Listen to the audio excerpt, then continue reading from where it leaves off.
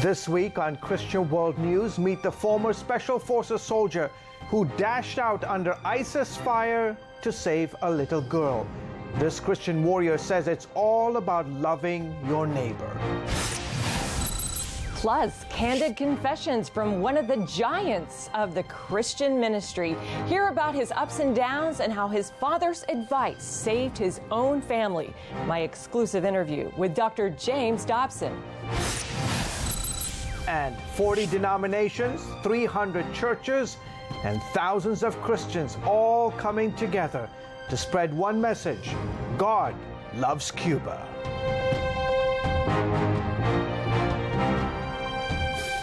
여러분 안녕하십니까? 크리스천 월드뉴스입니다. 3년 전이죠. 이라크군이 이슬람 극단주의 무장단체 IS가 점령했던 사원을 다시 되찾았습니다. 이 과정에서 한 미국인 선교사는 목숨을 걸고 IS에게 납치를 당한 어린 소녀를 구출하기도 했습니다. 오늘의 첫 번째 소식입니다. The battle to liberate Iraq's second largest city from the clutches of ISIS is in the final stages, but the going is a bit slow. The few Islamic State fighters that remain in the city are using human shields to save themselves from the overwhelming might of Iraqi and coalition forces. One Iraqi commander says it's important his troops keep people safe. We've been advancing meter by meter these days to avoid any problems with regard to protection of civilians, he says. Now we move only 50 to 100 meters every day to protect the people here. This drone view shows the destruction in western Mosul. Blown up by ISIS, the Grand El Nouri Mosque is in ruins. Earlier this year, the U.S. Defense Department said approximately 2,000 jihadists remained in Mosul. Many have recently fled the city or have been killed. Their numbers have now dwindled to just a few hundred. The offensive started last October and has brought ISIS to its knees. But it was the amazing rescue of a little girl in early June that brought one American to his knees in thankful prayer. It's the video and story that has gone viral. Pinned down by ISIS gunfire in Mosul, Free Burma Rangers leader David Eubank moved in to save a young Iraqi girl. ISIS fighters had killed more than 70 people on the street the prior day, and some were still alive among the dead bodies, including the girl, who was clutching the body of her dead mother. Under fire, Eubank says he ran behind a tank and started praying the whole way. He motioned to the traumatized girl, but she wouldn't come to him. He told CBN News he knew he had to run 150 yards to bring her to safety. Gary Lane, CBN News. 어린 소녀를 구출한 데이비드 유뱅크 선교사를 연결해 좀 더 자세한 이야기 들어보겠습니다. Dave, welcome to the show. Man, you are a hero. Do you consider yourself a hero? I consider myself forgiven by Jesus and blessed to do something. And it was, I believe, God's power that helped us rescue that girl, the American air dropping smoke, the Iraqis providing a tank. All of you all out there praying is how it happened. And Dave, my understanding is that you were praying to God, asking God to create a window of opportunity for you to go in to make that mad 150-yard dash to save this girl. And God answered your prayers. That's right. We've been there almost 9 months, and there's many cases like this that we've seen and been part of. But that particular one, ISIS had killed over 70 people on that street the day before. We treated the survivors that ran away. When we went there to see what was happening, we saw all these dead bodies the next morning and then some living still against the wall. And I said, God, how are we going to get there? Because ISIS would blow up anybody who came across that double-lane highway. They had 150 yards clear shot. They had strong fighting positions, anti-tank weapons. It would take a miracle. And I prayed, and people prayed for us. My chaplain, Paul Bradley, even called me from Thailand on the phone, and the Holy Spirit helped me. And I called the Americans and talked to the Iraqis, and the Americans and Iraqis coordinated together. Americans dropped smoke. Iraqis gave us a tank, ran behind it, praying the whole way, and God made it happen. And Dave, talk about the situation with this girl. My understanding is that for almost a day and a half, this girl was hiding under the burqa of her dead mother. I mean, she sought a shelter underneath her mother's black covering, and then she peeked out when she saw you guys, right? Right. Her family was slaughtered along with the other people on the 1st of June, and we did not get to her till the 2nd of June. And we didn't rescue her till late afternoon, the 2nd of June. For 2 days, she'd been there hiding among the bodies, hiding under her dead mother's burqa, her hijab, and everyone around her dead. There was another couple of men that were still alive that we rescued as well. Actually, one we lost on the way. But watching her was horrible for a whole day, trying to figure out a plan and a way to be able to help her. But yeah, for 2 days she was there. And you tried to motion, my understanding, you tried to motion to her to come to you, but she was, as you can imagine, petrified. Right. We actually saw a man alive and her, and we, come on, come on, come on. And they were like, can't move. The man could move. He was shot multiple times. The little girl was just holding onto her dead mother and was terrified. And so I just said, Lord, help us. And I thought, if I die, my wife and kids will understand. It's to save a little girl. Greater love hath no man than this, than he lay down his life for his friends. And that kept coming to me. And actually first really came to me back in May when we did another rescue of a little girl trapped by ISIS in a similar situation. And I needed to go forward, and I thought, I'm going to get killed. And that verse came to me. And I thought, uh-oh, I got to follow that order from Jesus. And I was afraid. But God gave me the strength. And almost every day that verse kept coming to me. And whenever you're afraid, and we all get afraid, ask God, should I do this? And if the answer is yes, from God, not from our emotions, then ask for love, because love will cast out fear. 얼마 전 인도의 나렌드라 모디 총리가 도널드 트럼프 미 대통령을 만났습니다. 이날 백악관 밖에서는 인도에서의 종교 자유 침해 문제가 심각해지는 것에 대해 항의하는 이들도 있었습니다. While the two leaders met, demonstrators outside the White House called on President Trump to challenge India's Prime Minister on his human rights record. Christians and Sikhs have seen a rise in religious persecution since Modi's Hindu-led government came to power. We're here today basically to raise awareness of the human rights violations that are happening within India. Open Doors, a group that monitors religious freedom around the world, lists India as the 15th most dangerous place in the world for Christians to live. When Modi came into power in 2014, he promised the Christians and other minorities that he would allow freedom of religion. He lied. The only people that have favored status in India is not all people, it's the Hindu nationalists. It's the far extremist party that tends to violence. John Lutembeka, a Tanzanian missionary to India, worries Modi's government is trying to turn India, a secular nation, into a Hindu country. I am here to speak for the Indian church. The Indians who are being persecuted by Prime Minister Modi, by a group of radical Hindus. Christians have been killed, women have been raped, and the Hindu is taking more part in India, and it wants to turn India into a Hindu nation. Lutembeka says good relations between the two countries means the United States should be willing to confront the often violent Hindu nationalism that is threatening to damage India's historically tolerant and pluralistic society. 이번에는 쿠바로 갑니다. 정부의 규제와 박해에도 쿠바 교회들은 복음주의 운동을 이어갔는데요. 그 결과 수천 명의 쿠바 주민들이 예수님을 만났다고 합니다. In Cuba, Christians have no access to billboards, radio, or television. That provided a challenge in organizing a multimedia evangelism campaign to reach the capital city of Havana. So churches decided to produce this small book, which is packed with conversion testimonies. They then fanned out across the city of Havana, going door to door and offering this book. Pastors and leaders from over 300 churches spread across 40 denominations joined together, creating an unprecedented unity among believers. Despite repeated questioning by authorities, organizers imported hundreds of thousands of brochures and books into the country. An improvised call center helped coordinate events, and certain groups received specific attention.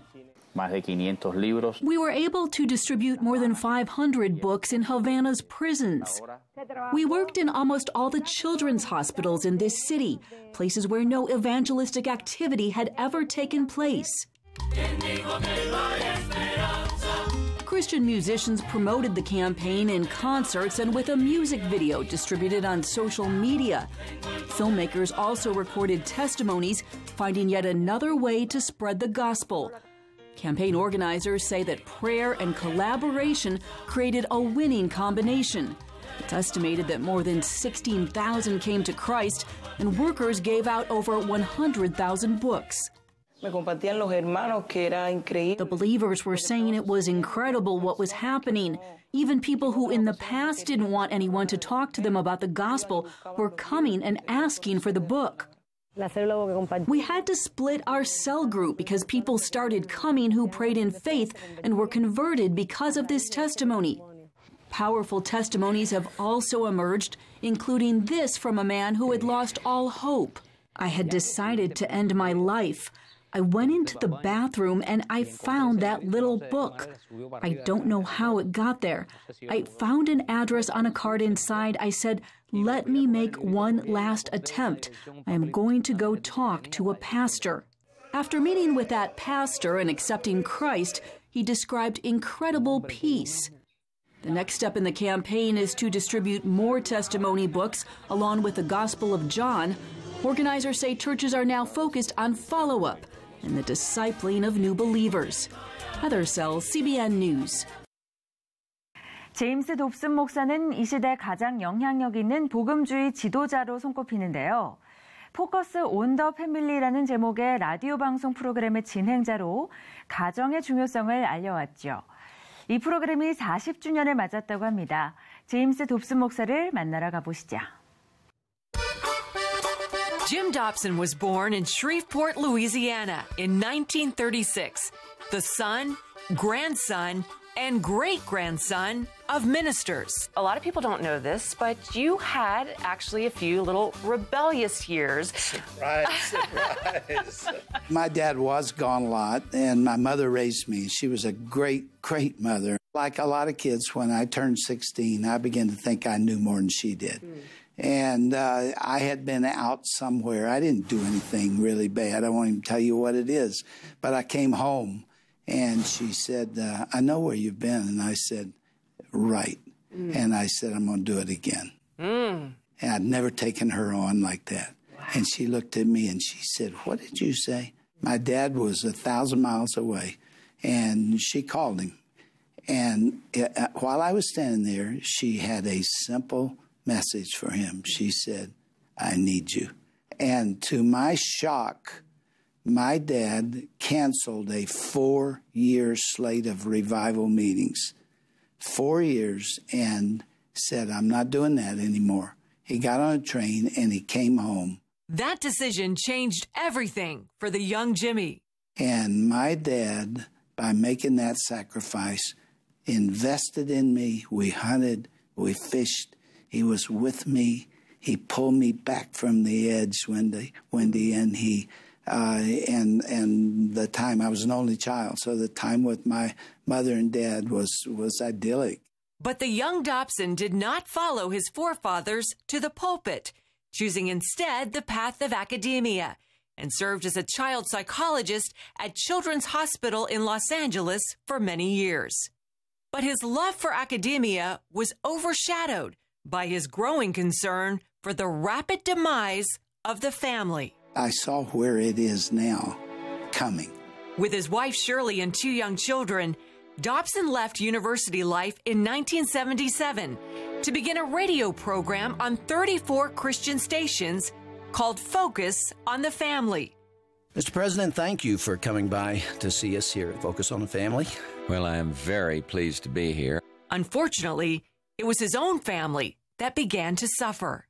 I was neglecting my own family, and my dad saw it. And he was on the way to Hawaii, and he wrote me a letter. And then he said, if you don't have time to invest in them and pray for them, you'll lose them. Dobson cut back on travel, and Focus on the Family took off. It eventually grew to 7,000 stations in 150 countries, and at its peak, reached 220 million people each day. In addition to his radio show, Dobson wrote numerous bestsellers, including Dare to Discipline and What Wives Wish Their Husbands Knew About Women. He also started the Family Research Council and served as an advisor to 5 presidents, including Ronald Reagan.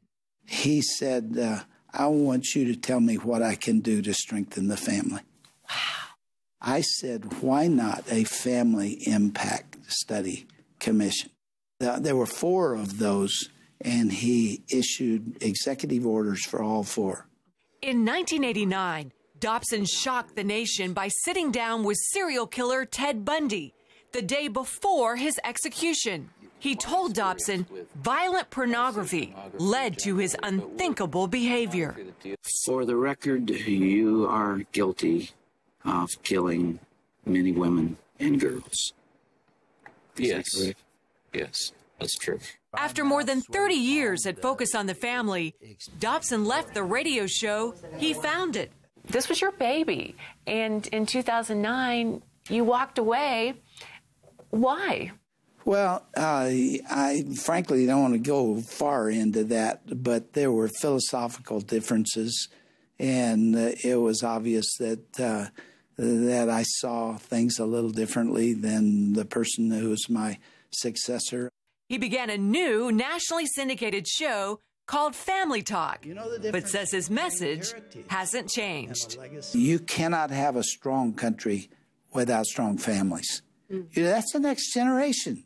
When you look around today and you see gay marriage, pretty much the law of the land, and you see transgender becoming sort of the norm in terms of people being able to talk about it, do you ever get discouraged? Of course I do, because the family is the ground floor. That's the foundation for the entire culture, Wendy. I mean, everything sits on that. Is it a good likeness? At 81, Dobson says he has no plans to retire. He starts each day with 45 minutes on the treadmill before coming here to his office that looks more like a ski chalet, adorned with rustic furniture, family photos, and a majestic view of Pikes Peak. And like Pikes Peak, which towers more than 14,000 feet above Colorado Springs, Dobson says one thing remains paramount over all else: teaching your children to love the Lord. There's nothing more important than introducing them to Jesus Christ. So to have an opportunity to influence those individual families is a great thrill for me. 워싱턴에는 목적 있는 커피를 파는 가게가 있다고 합니다. 이웃의 아이들을 돕기 위한 커피라고 하는데요. 워싱턴으로 가보실까요? Most trendy coffee shops talk about their beans, roasters, or free Wi-Fi, but not this one. Our slogan is coffee with a cause. The cause is a kingdom cause. That's because a DC church is the force behind each cup at Ebenezer's Coffee House. Iced honey lavender latte. Backtrack to 1908, when the building began as a diner across from Union Station to serve travelers on the train. Years later, the diner closed, and at one point the abandoned building even served as a crack house. That is until 2006, when National Community Church stepped in. Turned that crack house into a coffee house, and I think that backstory is not just a fun backstory, but it's a picture of what I believe God does in all of our lives. He takes those broken places and brings healing. That healing is now a part of the caffeine routine that keeps DC going. When people walk in, they think they're walking into a coffee house. The reality is they're walking into an answered prayer. The idea actually comes from Scripture, believe it or not. You know, Jesus didn't just hang out in the synagogue. He hung out at wells. Wells were natural gathering places in ancient culture. Coffee houses are postmodern wells. The postmodern well serves thousands of people a year, and all profits go to mission trips. I like the cause and what it goes for, you know, to support mission trips and further the cause of Christ. One mission aims to help a new generation strengthen their faith, thanks in part to coffee sales. The DC Dream Center opens soon to inspire kids and push them to their God-given potential. People begin to dream again when they see this new building coming up. And I hear it all the time. People come up and say, Mr. Ernest, is this for us? Is this really for us? And we're like, yes, it's for you. This is for the community. This is what the Lord has done. The center features a basketball court to build friendship and teamwork. It could also be used as a meeting space and even for prayer. That prayer will continue in the center's new classroom, dance studio, computer lab, and rooftop view of Capitol Hill, all free to kids in need. This is our dream wall. We want people to either write a dream, pray for a dream, or somehow become a part of a dream that they read off of here. And each customer plays a part because their purchase helps a kid in need find their way through faith. They don't get to hear that, like, oh, well, God did something for me. Oh, I never thought about that. I have a little formula. The Holy Spirit plus caffeine equals awesome. It is awesome. I'm Ben Kennedy for CBN News in Washington. 오늘 준비한 소식은 여기까지입니다. 저는 다음 주에 다시 찾아오겠습니다. 시청해주신 여러분 고맙습니다.